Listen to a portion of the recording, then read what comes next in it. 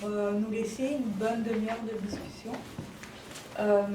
Et avant de commencer, je tiens à remercier Eric et Maria qui m'ont aidé à préparer cette présentation, qui ont mis en place la salle et qui m'ont épaulé tout au long de l'organisation pratique de cet événement. Et donc, comme le disait Eric, l'idée aujourd'hui pour moi, c'est de vous présenter les grandes lignes de ce projet que j'ai donc présenté au Fonds national de la recherche scientifique suisse et qui a été approuvé et qui me donnera donc l'occasion de mettre en pratique ce projet durant 2 ans. Ah, c'est de l'autre côté. Durant 2 ans, ici au Sierra. C'est un grand plaisir et qui est un grand honneur. Pareil, bonjour. Vous allez voir, je vais passer assez rapidement sur certaines images. L'idée étant d'avoir le plus de temps de discussion possible et donc n'hésitez vraiment pas à relever des images sur lesquelles, ou des textes sur lesquels vous voudriez revenir en fin de conférence. Ça me fera très plaisir et c'est d'ailleurs le but. Alors, bonjour.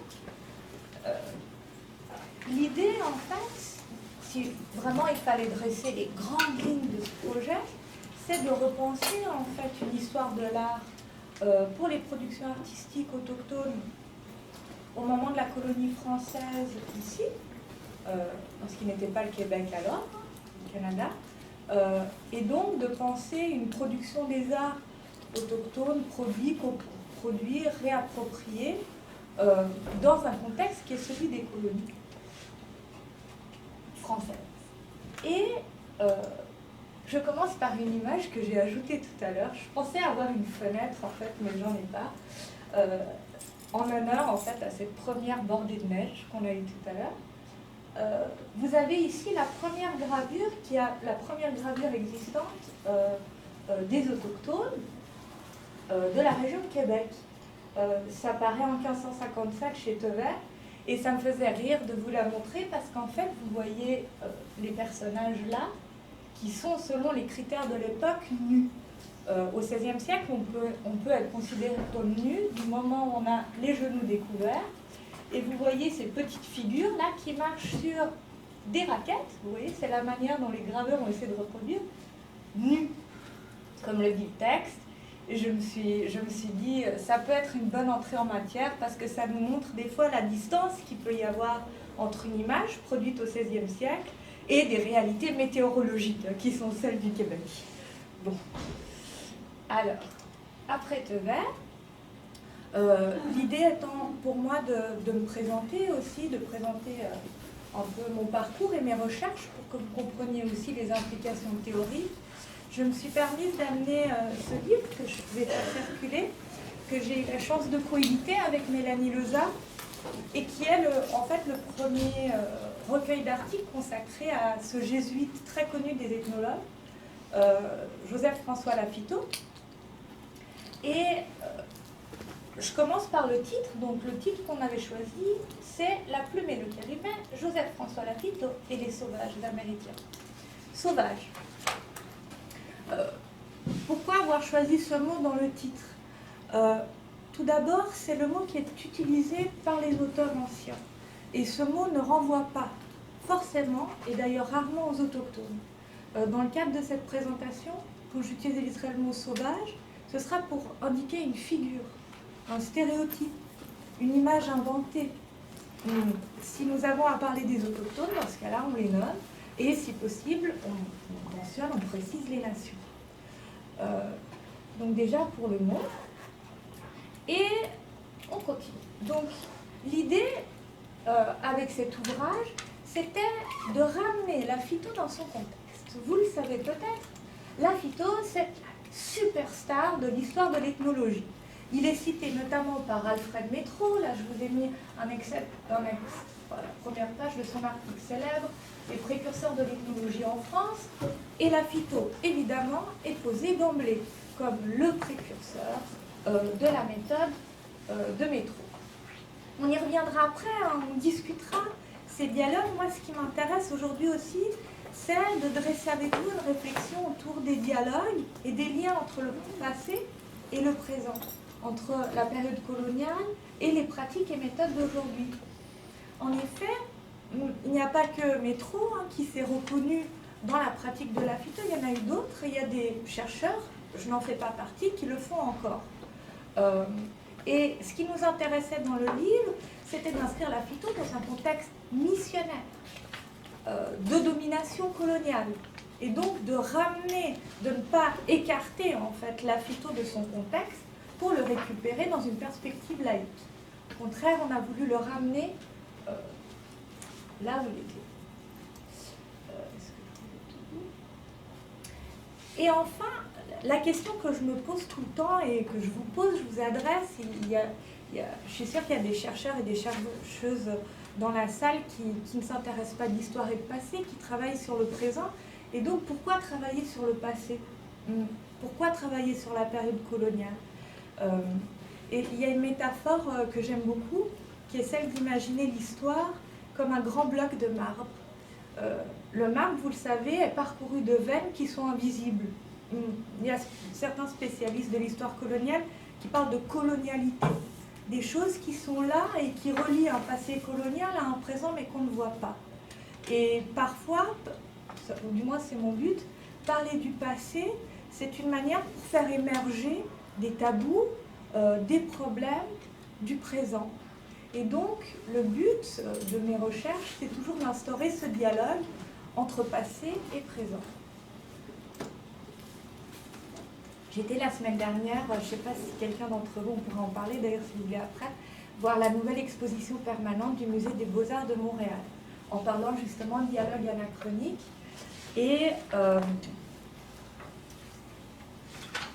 c'est intéressant parce que le Musée des Beaux-Arts propose une solution fort bien montée d'ailleurs du problème que l'on a actuellement à parler, à traiter, à exposer, ce qu'on a longtemps appelé les collections ethnographiques.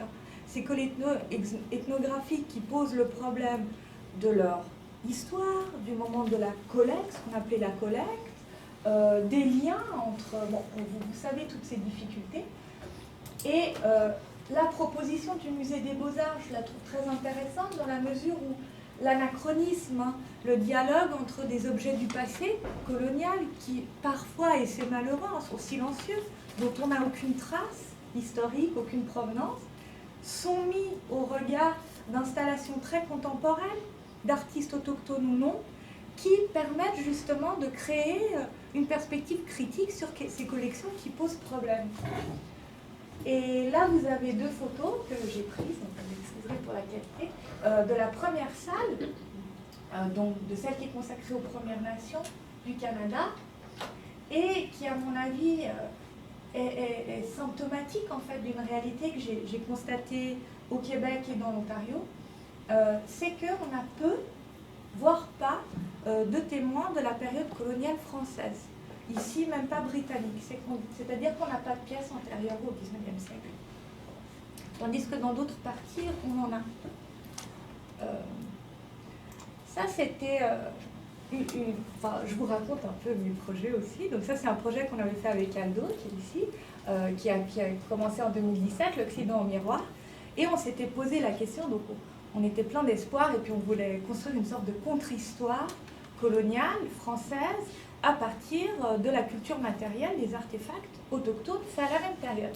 Et donc on est parti à l'aventure dans tous les musées du Québec. Là vous avez une image du musée de la civilisation, bien sûr, avec Jean, pour ceux qui le connaissent. On a été aussi au musée d'histoire de Gatineau, en demandant quelles étaient les pièces de la période coloniale. Là on a été très étonnés de constater qu'il y en a très peu, déjà. Et que les pièces les plus anciennes ne sont pas toujours exposées, comme ici dans le cadre du musée de la civilisation de Québec. Vous avez cette boîte à chapeau Wendat, qui pose le problème de son métissage, comme on dit dans la littérature spécialisée. Il entre dans la catégorie des arts dits métissés, puisqu'il servait c'est une porte-chapeau en haute forme. Donc forcément, on a là affaire à une forme qui serait plutôt occidentale et une technique qui, pour le coup, serait autochtone, et qui pose leur problème justement de leur exposition dans l'espace des expositions permanentes. Et ce que les conservateurs nous conseillaient de faire, c'était d'aller à Paris. Ils nous disaient, si vous voulez étudier les productions artistiques autochtones de la Nouvelle-France, allez à Paris. À Paris, où vous le savez sûrement, sont conservées les collections dites anciens cabinets et jardins du roi, pour la plupart au musée du Quai Branly. Donc vous avez ici, je vous ai reproduit juste l'image de l'exposition Premières Nations. Bon. Et à partir de là, on commence à réfléchir. C'est à partir de là que se monte un projet, en fait. C'est quand les conservateurs de musées vous conseillent d'aller à Paris, puisqu'on est là dans un cadre qui est vraiment celui des histoires coloniales. Et à partir de là, on commence à se poser des questions sur les objets. Déjà, les objets qui sont conservés à Paris, donc ces témoins des pratiques artistiques autochtones, des échanges avec les instances coloniales, portent le nom de curiosité. Qu'est-ce qu'une curiosité? Une curiosité, déjà, c'est un objet qu'à l'époque, on considère comme exotique. Exotique, c'est un mot que l'on retrouve pour la première fois chez Rabelais et qui veut dire jusqu'au XVIIIe lointain. Ce qui est exotique est très très loin. Et je vous ai mis ici une carte, on adore les cartes entre le XVIe et le XVIIIe, on en a beaucoup. Et l'idée de la curiosité, c'est qu'une fois qu'on la conserve dans sa petite vitrine, dans son petit cabinet, on peut avoir des représentants, des témoins du monde entier, c'est vraiment le lointain qui fascine. Après, le problème de la curiosité, d'une part, au XVIe siècle, on peut l'appeler aussi la singularité. C'est-à-dire que c'est des objets qui, au moment de la collecte, ont été pris, arrachés de leur contexte, j'oserais dire naturel, mais on dirait originel, et pour lesquels, le plus souvent, on n'a aucune trace. On a, pour ces curiosités singularités, donc, on a des objets du quotidien qui, tout d'un coup, peuvent être dressés comme représentants de... Ça dépend des collecteurs, hein, c'est eux qui choisissaient sous quelle étiquette les placer. Mais en tout cas, vous voyez, on a une reconduction de l'objet. Et puis, l'autre problème de la curiosité, c'est qu'il arrivait qu'on en fasse pour le marché. C'est un marché florissant, celui de la Nouvelle-France et de la France. Vous le savez bien, hein, pour les fourrures de castor, etc. Les pipes, évidemment. Et donc, des objets sont faits pour l'occasion. C'est l'origine du tourisme. À partir de la deuxième moitié du 19e siècle, excusez-moi, on commencera à développer ce qu'on appelle encore le tourisme. Si vous voulez, la curiosité, c'est ce qui vient juste avant. Et donc, enfin, je trouvais intéressant la suggestion de nos collègues de m'intéresser aux collections de Paris, mais ce n'était pas ce que je voulais faire non plus. Puisque moi, peut-être vous l'avez compris, ce qui m'intéresse, c'est penser le passé. Alors que la curiosité, c'est un objet qui n'a pas de passé, si on suit la logique de la vie des choses. Vous avez ici, pour celles et ceux qui l'auraient vu, une photo de l'exposition La Chambre des Merveilles, qui a ouvert, en fait, qui a inauguré le musée des Confluences et qui est reprise à Pointe-à-Calière, où vous voyez bien, puisque c'est un peu l'objet de ma conférence, le problème des taxinomies. Comment est-ce qu'on classifiait les objets? Aujourd'hui, on parle d'art autochtone. Ce sont art et autochtone n'existent pas. Je ne dis même pas au XXe siècle, mais là, encore plus. On les désigne d'une toute autre manière. Et ce qui m'intéressera aujourd'hui avec vous, c'est d'interroger ces classifications anciennes. Alors, vous voyez, dans le cas du cabinet de curiosité, on peut très bien ranger, vous avez la même image que moi, oui. À l'époque, on pouvait très bien ranger, là on adorait les miniatures, hein, le public européen adorait les miniatures. Donc, une miniature de pirogue qui était rangée sous la catégorie de Artificalia, en latin, et les toucans naturalisés, Naturalia. Naturalia, Artificalia se côtoient sans aucun problème, de même que Antiquité et Modernité dans ces cabines. Une autre constatation que j'ai faite en observant l'espace muséal est fondamental dans cette recherche puisqu'il s'agit de comprendre le rôle de témoins du passé dans la construction d'identités présentes. Et on a constaté que les conservateurs, les responsables d'exposition, adoraient les livres anciens, français, ouverts sur les illustrations. Et souvent, c'est le cas par exemple au musée d'histoire de Gatineau, l'illustration du livre remplace l'artefact autochtone. Alors, il s'agit d'interroger ça. Parmi les stars de cette histoire du livre et d'illustration des Amériques, il y a Théodore de Bry, que vous connaissez peut-être, qui, entre 1590 et 1634, mais on a beaucoup de volumes qui paraissent aussi après, édite une compilation immense dans laquelle lui et tous ses graveurs, on doit imaginer des grosses équipes qui travaillent là-dessus, essayent de retracer, d'illustrer toutes les Amériques. Mais vous voyez, après on reviendra vraiment dans le détail sur les illustrations, mais vous voyez déjà mon étonnement quand j'ai trouvé des illustrations telles que celle-ci en lieu et place d'artefacts autochtones. Mais ça s'explique, c'est des pratiques qui s'expliquent et qui ont une histoire. La première, Théodore de Bry jouit d'un grand prestige, d'une autorité même, parce que certaines de ses gravures sont basées sur des dessins qui auraient été, des peintures qui auraient été faites sur le vif, comme on dit, c'est-à-dire qui auraient été réalisées dans les Amériques. Et vous avez ici une peinture de John White, dont vous voyez la fidélité de reproduction de Théodore de Bry.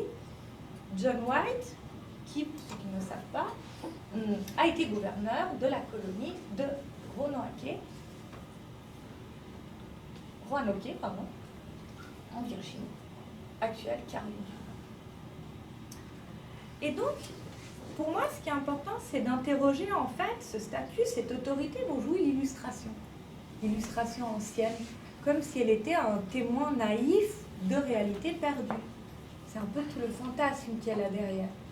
Et en fait, il s'agit là d'une pratique qui est largement inspirée du discours ethnologique. Et vous voyez ici la reproduction, j'ai pris une photo du livre de Christian Feast, que tout le monde connaît, le grand classique, dans laquelle vous retrouvez de Bry. Et qui est posé là exactement de la même manière, c'est-à-dire comme s'il s'agissait, comme l'histoire avait tout d'un coup avait un trou qu'il s'agissait de remplir avec cette illustration. Après, moi, ce qui m'intéresse dans ma perspective, c'est d'interroger dans ce cas-là s'il faut prendre l'illustration, et celle de Bry par exemple, prenons-les toutes. Ne prenons pas que celle esthétique où l'on voit des petits personnages danser, prenons aussi celles qui sont monstrueuses, étymologiquement, qui représentent des monstres. Et vous avez ici une illustration qui est connue, qui est celle qui représente l'image qui est intitulée Le banquet cannibale. Vous voyez des femmes qui sont désignées comme des Tupis Guarani, mais qui en fait sont des sorcières, qui déchiquetent et qui mangent de la chair humaine. Alors cette image a été étudiée, elle n'est pas inconnue.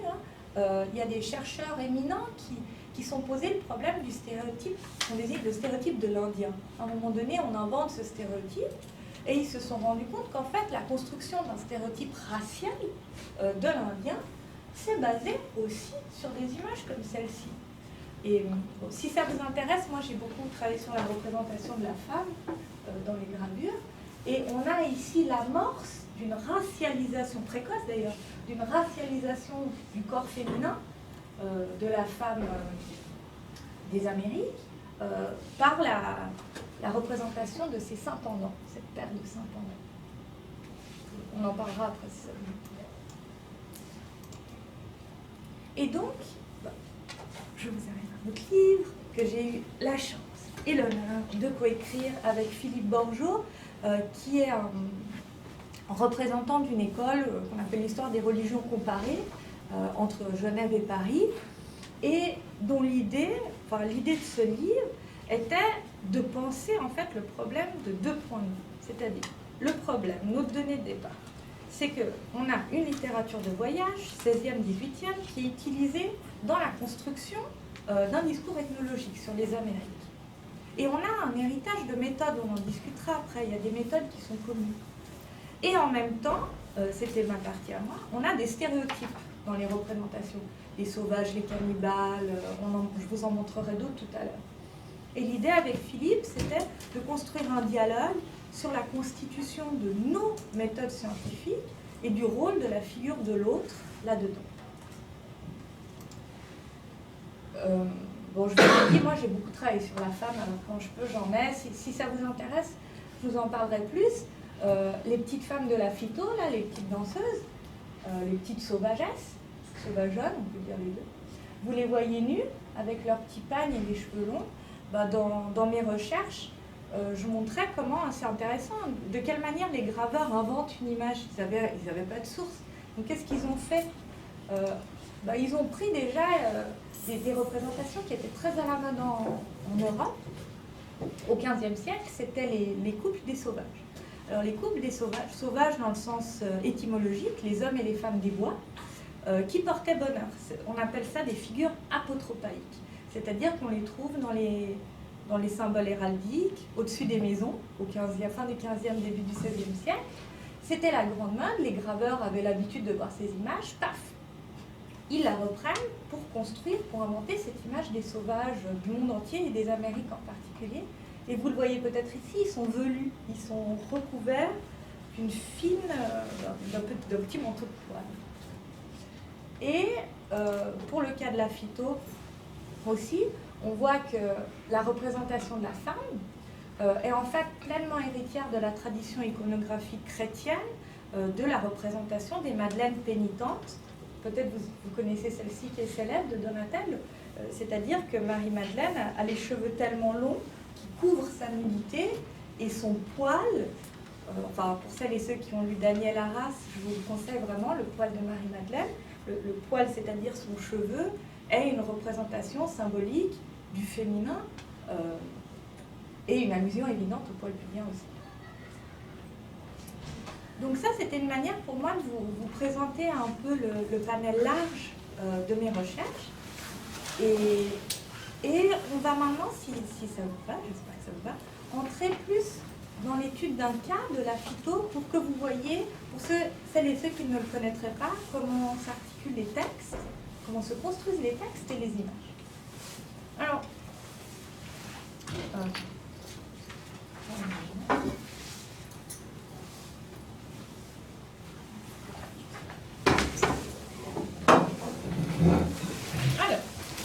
la phyto, bon, juste pour avoir les dates, hein, juste pour citer le personnage, né en 1680, il meurt en 1746, il est formé chez les jésuites de Bordeaux et il est connu, et il a été reconnu des ethnologues, ethno-anthropologues, historiens des religions, comme précurseur des méthodes anthropo-ethnographiques pour son expérience de terrain. Alors c'est la première chose qu'il faut commencer par dire quand on parle de la phyto.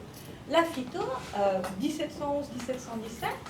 1711-1717, exerce à Sault-Saint-Louis une mission qui se trouvait de l'autre côté, c'est pour ça que je vous ai mis le dessin, elle est de l'autre côté du fleuve, c'est Ganawagé. La phyto était à Ganawagé. Il retourne au Canada, on ne sait pas exactement quand, où, 1727-1720. Donc on a déjà un personnage qui a une expérience de terrain. Et il en parle dans ses textes. Il dit, j'ai vu ci, j'ai vu ça, j'ai pas vu ci, j'ai pas vu ça. Son livre, le plus célèbre, est intitulé « Les mœurs des sauvages américains comparées aux mœurs des premiers temps ». Paru en 1724 à Paris, 19 illustrations. Là, c'est vraiment une des plus connues, qui a été commentée par Michel de Certeau, dans laquelle vous voyez des allégories qui vous expliquent un peu comment faire. Parce que la phyto est connue, parce qu'en fait, il a eu une idée assez géniale. Au niveau du contenu, il y a peu d'éléments qui soient vraiment nouveaux. Là où il est original, c'est pour sa méthode, ce qu'il appelle le système de religion. Alors, vous savez, au XVIIIe siècle, on n'oppose pas science et religion. Les deux peuvent aller ensemble. Et la phyto, son rêve, c'est de trouver un moyen scientifique, une science de religion, pour penser ce qu'il appelle les sauvages, mais pour penser le genre humain plus généralement. Et pour vous donner un peu une idée de cette méthode, je vais vous raconter une petite histoire. Donc, la phyto, vous le savez, les jésuites, il y a des liens très serrés entre les différentes parties du monde, notamment la Chine. Il y a un grand dialogue qui se fait entre la Nouvelle-France et la Chine. Et la phyto, lorsqu'il était ici à Ganawagé, regardait des plantes, apparemment, il parlait avec les Iroquois, ce qu'il disait au sujet justement de la faune et de la flore. Et il constate qu'il y a une plante, une racine, le ginseng, qui est identique, mais elle ne s'appelait pas ginseng à l'époque, il constate en fait ce spécimen naturel. Et en relisant ses bouquins de ses confrères jésuites, il se rend compte qu'un de ses confrères a écrit sur le ginseng en Chine. Et là, il se dit, c'est la même plante, il y a analogie, c'est un mot très important pour lui, et c'est un mot qui est toujours très important pour les anthropologues, il y a analogie entre la Chine et la Nouvelle-France, il y a donc une racine commune. Il écrit un livre, il est vraiment passionné de cette histoire du ginseng, il écrit un livre qui paraît en 18, et à partir de là, il dit, je vais monter un système qui va valoir aussi pour les êtres humains, basé sur ce principe d'analogie.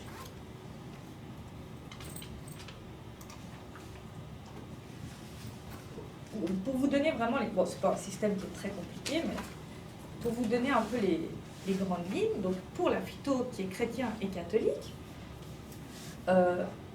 il y a un passé. Je vous l'ai mis là en haut, et il correspond très bien à l'image d'ailleurs, dans laquelle vous voyez une scène dont on pourra parler tout à l'heure, mais qui a à faire avec la Bible. Donc, pour la phyto, il y a un passé, qui est le point de départ de sa réflexion. Le point de départ, c'est, à un moment donné, celle qu'il appelle la religion universelle, originelle, mais qui pour lui est universelle, qui est donnée aux hommes. Le temps passe. Certains de ces hommes gardent cette vérité intacte, ils ne la corrompent pas. On peut parler aussi, à l'époque, on parle de révélation naturelle, religion d'Adam, en tout cas. Elle est pensée comme universelle.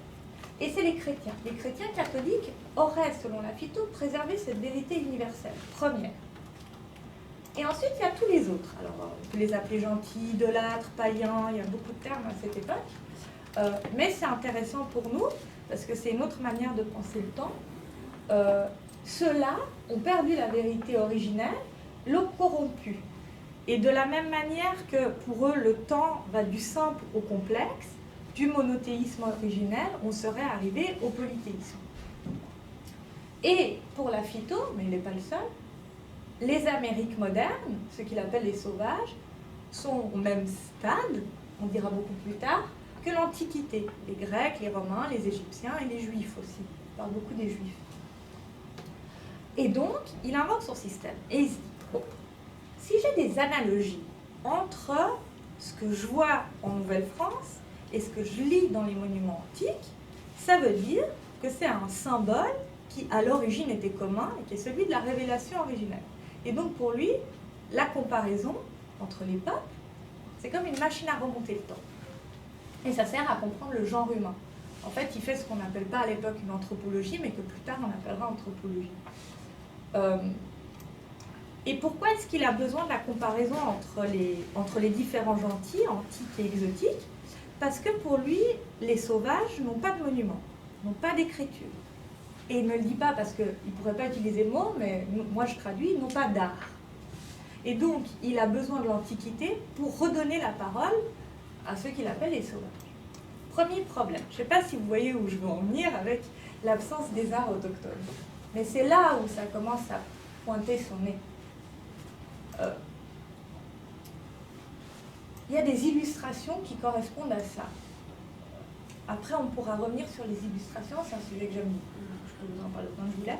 Pour l'instant, en tant que vous voulez, pour l'instant, il s'agissait, comme je vous disais, de vous donner un peu une idée générale. Ça se présente comme ça. Donc, vous avez le texte, mais le texte qui, comme vous le disiez, est basé sur un système de comparaison. Alors, qu'est-ce que fait l'éditeur? L'éditeur trouve cette idée de faire appel à plusieurs graveurs pour donner une sorte de clé en main pour que le spectateur, le regardeur, puisse lui aussi faire des comparaisons. Alors, il met des éléments qui sont tirés de différents... qui suit le texte, hein, il illustre le texte, et vous avez ici, en haut de la planche gravée, ce que la phyto appelle les commencements de l'idolâtrie. Il dit, bon, l'idolâtrie, l'adoration d'idole, a commencé de telle et telle manière. Et ensuite, il représente différents motifs. Alors, bon, après, on pourra revenir, c'est un peu fantasmagorique quand même. Pour lui, ça, c'est une figure syrienne. En fait, c'est Cybèle, ou la mère des dieux, on y reviendra. Il la compare à celle qu'il appelle une Isis. Je peux vérifier, je vous ai amené toutes les légendes, si vous voulez, on pourra reprendre ça. pour lui, ça c'est une figure trinitaire japonaise. Et il met toutes ces figures ensemble, vous voyez, et puis il se dit, ah bah le spectateur, il verra très bien qu'elles ont toutes une origine commune, et c'est, parmi d'autres choses, le culte des femmes ou de la grand-mère. Ça aussi, on pourra revenir si ça vous intéresse. Ce qu'on appelle aujourd'hui matriarcat, la catégorie de matriarcat iroquois, est largement inspirée des théories de la phyto sur ce qu'il appelait la gynécocratie. On peut y revenir après, ça m'intéresse. Moi, ce qui m'intéresse, c'est quand même de penser le problème des arts autochtones et de leur représentation dans la littérature ancienne. Et vous voyez ici que d'art autochtone, on n'a rien. Comme je vous l'ai dit, pour la phyto, il n'y a pas de monument autochtone. Et dans d'autres planches, où vous voyez par exemple ici la représentation de petits couples, ça ils aiment bien faire, donc ils mettent des couples issus de toutes les parties du monde. Ici c'est sur les Amériques, du nord au sud. Et on est à une époque où le corps, j'avais utilisé ce mot dans un des livres de mes recherches, le corps est neutralisé au XVIIIe siècle. Il n'est pas neutre, il est neutralisé. On en fait quelque chose qui est commun à toute l'humanité. La théorie biologique des races ne se développera dans l'histoire de l'art que beaucoup plus tard. Pas beaucoup plus tard, mais un peu plus tard. Et donc vous voyez que sur ces corps neutralisés, pour les différencier les uns des autres, on leur a ajouté des vêtements, des attributs qui sont, vous devez me croire, des curiosités. Là où on s'attendait à avoir des arts autochtones pour retracer une mémoire, on n'en a pas. Et là où on a des représentants des arts autochtones, on a des curiosités. Et donc, premier problème, quand on lit la littérature ancienne, d'une part, on ne doit pas penser à une opposition entre texte et image. L'image est soumise au texte.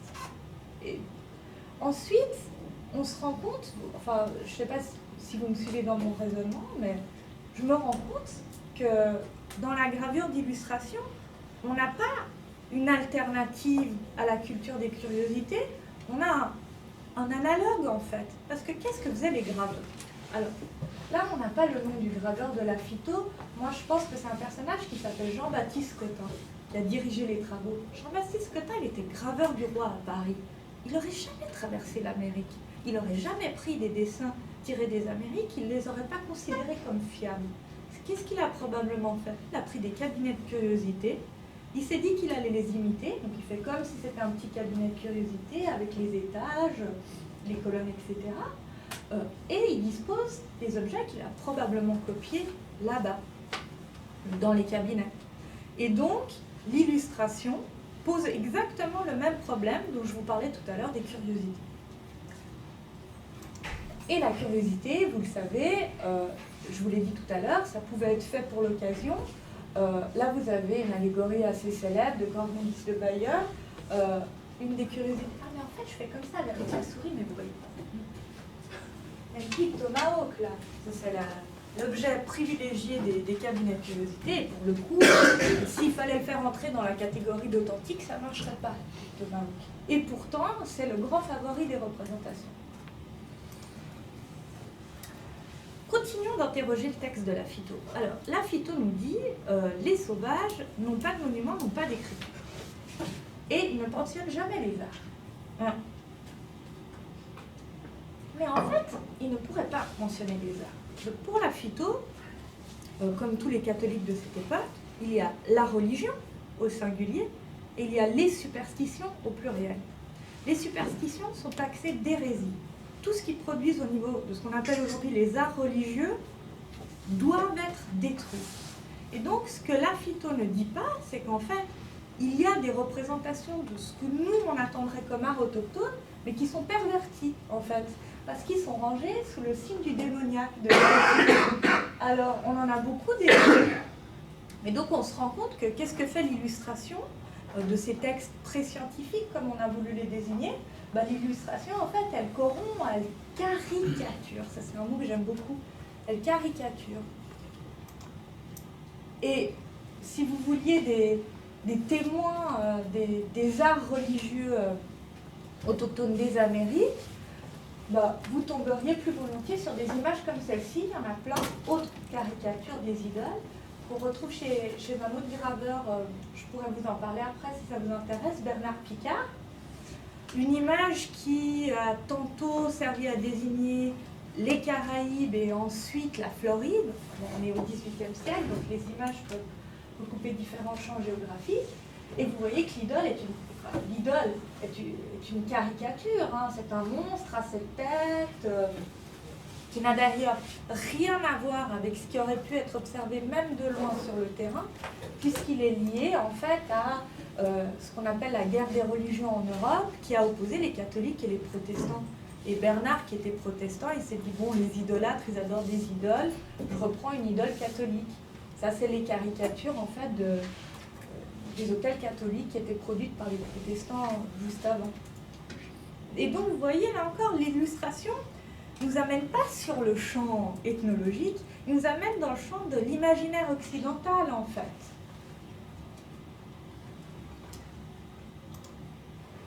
Après, si on prend la phyto comme point de départ pour une réflexion autour du problème des classifications des arts autochtones, donc tout à l'heure je vous ai dit, il faut interroger ce qu'il ne dit pas, hein, qu'il y a religion et hérésie, puis il faut aussi interroger ce que Serge Gorzinski a appelé l'idoloclastie,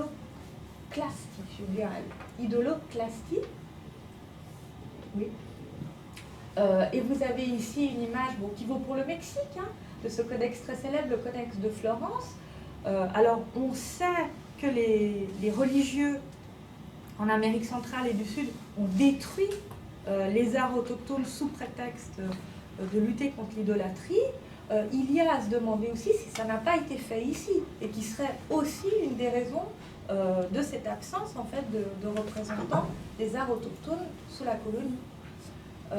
La question de la destruction des arts autochtones se retrouve encore plus chez les jésuites dans la liturgie. Ça, c'est quelque chose de très intéressant que Anne-Elisabeth Picard définit comme l'emblématique appliquée. Donc, je ne sais pas si vous le savez, donc je vous raconte. Les jésuites avaient l'habitude d'organiser des fêtes.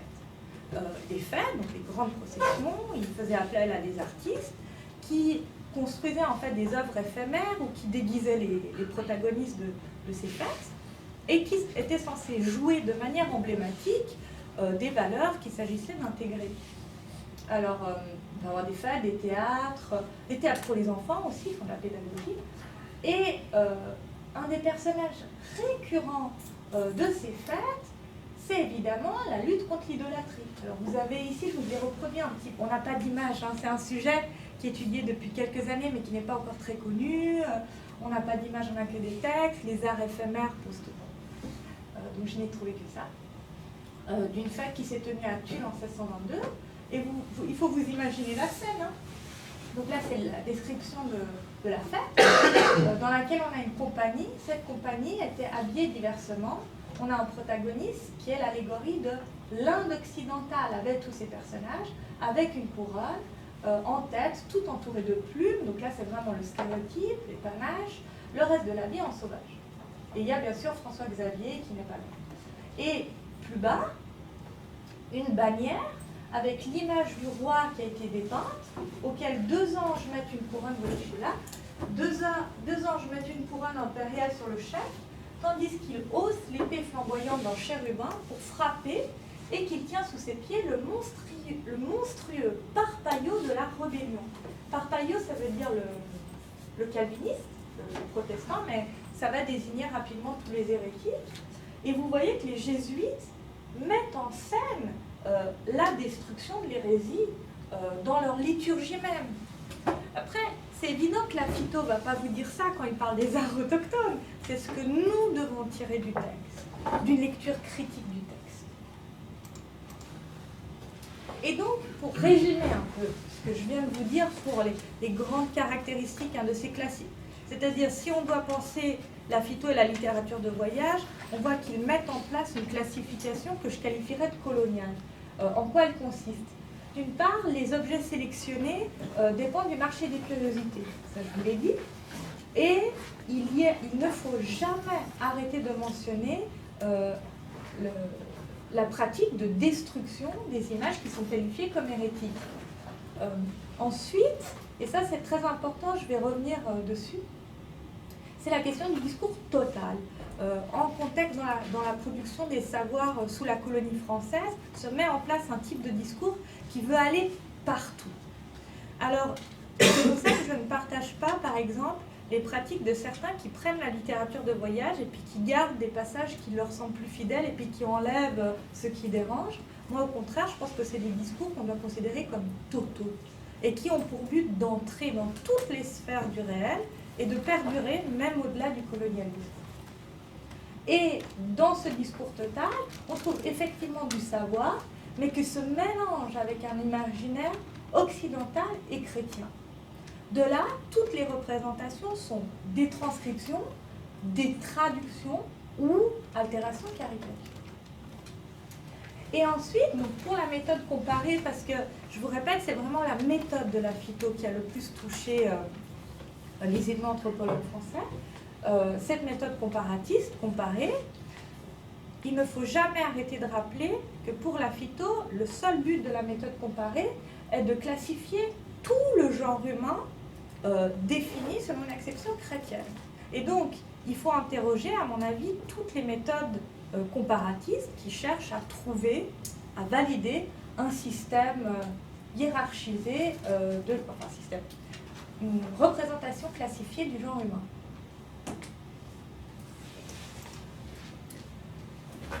J'avais sélectionné ce passage pour vous, il est drôle, il est drôle, et puis si vous voulez, on y retournera pour que vous ayez une idée aussi du type de texte qu'on a. C'est mon collègue de Toronto, Andreas Mudge, qui a écrit quelques pages là-dessus, mais lui, il les a tout de suite définis comme le tatouage. Dans son livre sur la phyto, il dit « Ah, la phyto parlait du tatouage des autochtones. » Non, en fait, la phyto ne parle pas vraiment du tatouage. Il parle, et si vous voulez, on y reviendra après, des peintures, ce qu'il appelle les peintures caustiques. Ça, c'est génial. Alors, on est dans le chapitre sur l'occupation des hommes. Et là, tout d'un coup, il part, on ne comprend pas pourquoi, avec cette phrase. À l'exemple des peuples de Libye. Alors, je vous dis, il doit toujours partir de l'Antiquité. Il part de l'Antiquité, dont nous avons parlé après Rodin. Ils, donc les sauvages, là, c'est vraiment très, très vague. Quand il utilise « ils » comme ça peut représenter toutes les Amériques. Quand il veut préciser, il le dit, c'est peaux et ils font des figures de diverses couleurs qui leur donnent de l'agrément et en relèvent la beauté. Et là, c'est lui. Et il commence à... Il part d'une observation. Il se dit, bon, je vois une pratique qui est celle de graver et de peindre des peaux. Je vais leur chercher un nom. Alors là, avec toute son érudition antique, il se dit, bon, je vais l'appeler, je vous passe le raisonnement, si ça vous intéresse, on y reviendra, je vais appeler tout ça peinture caustique, mais sur les peaux. Et il arrive directement. Et là, il se dit, bon, vous voyez, c'est le principe d'analogie. Il se dit, ah, mais ça ressemble à ce que je vois ici de la part des Iroquois. Sauf que les Iroquois, ils ne font pas des peintures caustiques sur les peaux, ils le font sur leur peau. Bon, c'est presque poétique, là. Ils le font sur ce qu'il appelle la chair. Et là, il se met à raisonner. Et il essaie de réfléchir au tatouage. Alors, il le décrit. Vous voyez, c'est aussi pour que vous ayez une idée des mots qu'il utilise. Alors, il dit, ce n'est pas seulement l'art de faire vivre ces sortes de peintures caustiques sur les peaux des chevreuils, donc il dit c'est pas seulement sur les peaux animales et cuirs, et des autres animaux que les sauvages ont hérité de leur père. Vous voyez, toujours ça, ont hérité de leur père Adam et Ève. Il en avait encore appris celui de se faire de magnifiques broderies sur la chair vive. Alors lui, il ne fait pas la distinction que nous ferions nous entre culture matérielle, body art. Pour lui, tout est lié, évidemment. Pourquoi tout est lié? Parce que ce qui l'intéresse, c'est un long passage, il fait une quarantaine de pages, mais j'ai tout retranscrit, comme ça, si vous voulez, on en discute après. Pourquoi est-ce qu'il fait le lien entre les deux? Parce que pour lui, ce qui l'intéresse, c'est le symbole. Les symboles qui cherchent à être représentés. Il les appelle les hiéroglyphes sacrés, ou juste hiéroglyphes. Et qu'est-ce qu'il se dit? Il se dit, bon, alors, les sauvages n'ont pas de monuments, en taisant le fait que certains ont été détruits. Les sauvages n'ont pas d'écriture, en taisant tout problème des pictogrammes. Mais les sauvages, ils se peignent des choses sur le corps, et ces choses sont des symboles chrétiens, parce que lui c'est toujours le problème du christianisme, mais qui veulent dire quelque chose. Et donc il y a une mémoire dans le corps des sauvages, qui est inscrite dans le corps des sauvages, que eux ne peuvent pas comprendre, mais que moi, je peux comprendre. Et vous voyez où je veux en venir, c'est ce qu'on va appeler beaucoup plus tard la perspective eurocentrée, en fait. Et la phyto la pratique déjà là. tout en essayant, c'est une posture qui est paradoxale, elle est difficile à comprendre. On peut ni dire qu'ils sont bons ou gentils, il s'agit de complexifier le discours et de voir d'où viennent certaines pratiques, elles viennent de là. C'est en toute bonne foi que la phyto essaye de récupérer les arts autochtones pour qu'ils ne soient pas classés dans hérétiques. Il dit « Ah non, mais c'est pas de l'art, en fait, les peintures caustiques, c'est de la mémoire religieuse, mais oubliée. » Alors vous voyez, il essaie de de préserver à sa manière ces traditions. Mais le comparatisme que je pratique moi est un comparatisme qui a été désigné notamment par Borgeaud comme un comparatisme herméneutique. Moi j'aime beaucoup l'anachronisme, alors je voulais vous montrer un peu ce que ça donne. Alors, j'ai ce passage de la phyto, toujours dans les peintures caustiques. Donc évidemment, il essaie de faire des descriptions objectives, mais il y a toujours un peu d'exotique qui sort, et dans l'exotique, vous le savez, dans les descriptions exotiques, il faut qu'il y ait de l'effroyable, il faut qu'il y ait de l'horreur, il faut que ça fasse un peu peur. Alors il dit, il va dans l'emphase.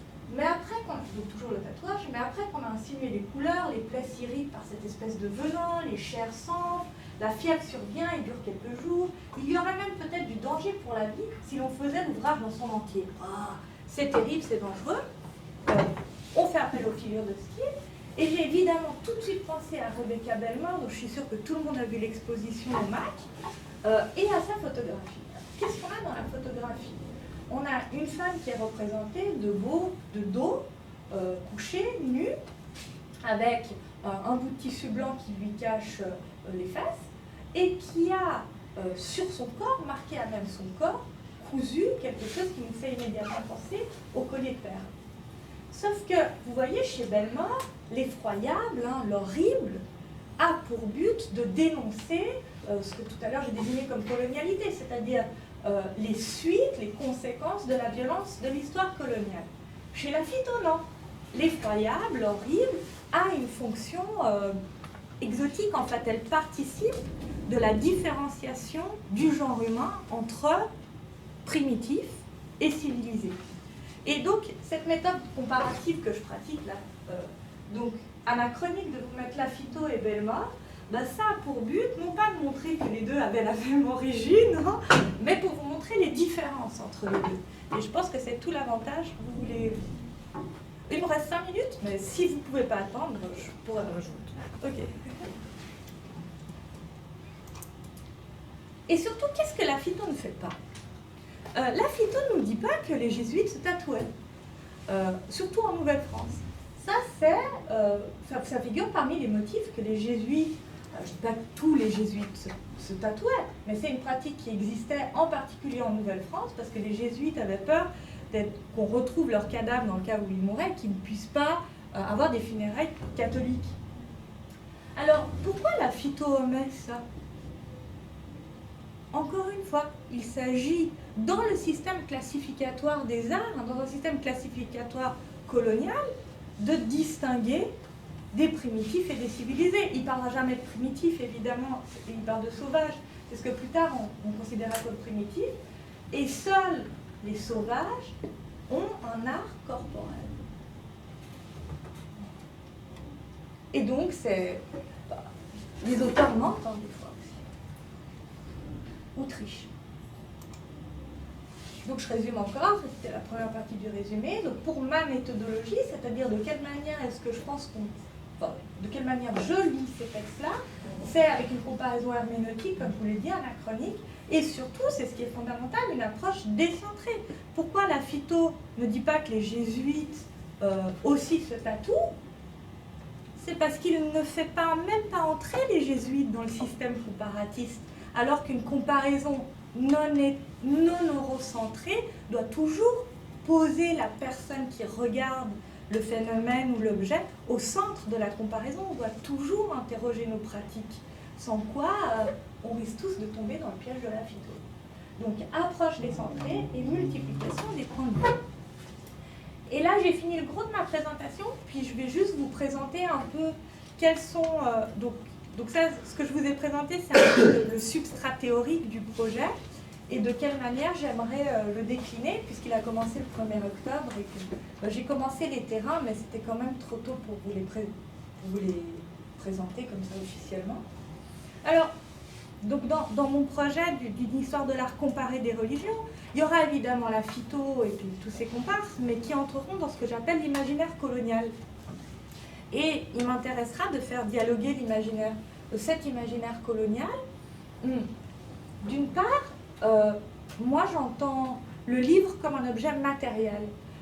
Et d'ailleurs, je le répète tout le temps, tous les spécialistes du livre le savent, mais un livre dans l'Ancien Régime, la reliure elle est faite de peau, le papier c'est du papier de chiffon, c'est des habits et c'est peint. Matériellement, entre un livre et une capinou, il n'y a aucune différence. Et si on fait retomber le livre à sa dimension matérielle, du coup on peut comparer un comparatisme qui est intéressant, qui est celui des techniques, et surtout de faire sauter cette hiérarchie écrit oral, image-texte. Il y a la magnifique collection là, sur laquelle il faut absolument travailler du séminaire du Québec qui est conservé au musée de la civilisation de Québec. On pourrait trouver des cas de réappropriation. Le livre comme objet matériel peut aussi être approprié par des ajouts, des dessins. Donc il s'agit d'entendre le livre dans sa dimension matérielle et, comme je le disais, d'envisager la production des savoirs français comme un discours total qui cherche à inventer, à fabriquer un territoire. Alors je sais que vous êtes plusieurs à étudier la question du territoire. Moi, ce qui m'intéressera, ce sera de montrer de quelle manière est-ce que ça émerge comme quelque chose qui existe, en partant de la cartographie, puisque pour moi, la cartographie, comme les illustrations de la phyto, ne peuvent pas être distinguées entre les petits démons. Là, c'est la première carte de la Nouvelle-France. Entre les petits démons là, qui volent et le reste. Moi, il faut le comprendre comme un discours total qui cherche à construire en fait un empire outre-Atlantique. Ensuite, j'ai aussi, puisqu'il s'agit de parler d'imaginaire colonial, je pense qu'il est fondamental aussi de montrer qu'il y a aujourd'hui des pratiques de réécriture de l'imaginaire colonial qui sont très intéressantes. Et je pense aussi que vous avez tous vu l'expo Kent Monkman en McCord, où on a de la part de Monkman une tentative de réécriture d'un imaginaire qui est intéressante dans la mesure où il reprend les codes de la peinture occidentale moderne, mais il les détourne, d'une part pour montrer des thématiques qui n'ont par exemple pas été traitées justement par les jésuites, comme là dans le cadre du massacre des castors, donc le titre c'est les castors du roi, et proposer d'autres symboles, le castor comme symbole d'alliance aussi entre autochtones et d'allochtones, d'un marché global, etc. Il s'agira aussi, dans le cadre de mon projet, d'étudier les objets qui n'ont pas voyagé. Alors vous savez, maintenant on parle beaucoup des objets qui voyagent, Barbara Cassin, les grandes expos, les objets qui voyagent autour de la Méditerranée. Moi je vais étudier les objets qui n'ont pas voyagé. Il existe encore aujourd'hui des objets qui ont été produits ou coproduits par des autochtones, qui sont restés au Québec. Pourquoi est-ce qu'ils sont restés au Québec? Quelle est leur spécificité? Pourquoi en fait ils n'entrent pas dans le marché des curiosités? Alors vous avez ici, c'est la nouvelle vitrine du musée Wendake, dont on pourra parler tout à l'heure si vous le voulez. C'est une vitrine qui est composée presque exclusivement d'objets du 18e, qui ne sont pas datés, il faudra faire un travail, mais c'est probablement du 18e. Et vous ne le voyez pas parce que c'est ma mauvaise photo, mais ici, vous avez des motifs qui ont été gravés. C'est une iconographie de représentation de femmes autochtones, alors qu'il faudra discuter au regard de la production évidemment du développement de l'iconographie du culte de Sainte Catherine et Caquita, mais qui pourrait aussi avoir été fait par des artistes autochtones. Donc il s'agira d'interroger, vous voyez ce genre de pièces, leur histoire et leur rôle dans l'espace muséal, tout en poursuivant les recherches de l'éminente Wood Phillips dans les collections des anciennes missions religieuses. Je me suis rendue, là c'est la photo au musée des Ursulides, j'en revenais pas, j'étais dans les réserves, et puis je leur disais, bon, quelles sont vos pièces anciennes? Ah, on ne sait pas trop, c'est 19e peut-être. Parce que vous savez, il y a des datations aussi qui ont plus long. J'ai lu ça, je me suis dit, mais c'est pas possible de refaire tout l'inventaire. C'est extraordinaire, tout ce qu'il y a à trouver là aussi. Et pour finir, parce que c'est un sujet que j'affectionne, parce que j'ai eu la chance de faire un stage et de travailler à Pointe-à-Calière, tout le matériel archéologique. L'archéologie nous dit des choses que les textes ne diraient jamais. Par exemple, ici, c'est les célèbres pipes à effigie de Pointe-à-Calière, les pipes Wendat, mais qui ont été trouvées dans les tombes catholiques. Alors ça nous interroge sur les pratiques religieuses de cette époque, sur le rôle des arts autochtones dans les échanges entre autochtones et allochtones. Et ces objets-ci, et ce sera ma dernière phrase, témoignent aussi d'une histoire où autochtones et allochtones ne sont pas dans un rapport, nécessairement dans un rapport inégalitaire. On a trop souvent tendance à penser que c'est le topos de l'Indien victime, vous savez, qui est inventé au XIXe siècle. Mais au XVIIe siècle, ce n'était pas du tout le cas. Mes sources ne me parlent pas du tout d'une relation de subordination des communautés, du moins celles qui étaient autour de Ville-Marie, mais j'ai plutôt l'impression que la culture matérielle nous indique la nécessité des colons de s'accommoder avec les communautés locales, et que ce n'est que beaucoup plus tard qu'il y a des rapports de force inégalitaires qui se sont instaurés. Et voilà, j'en ai fini.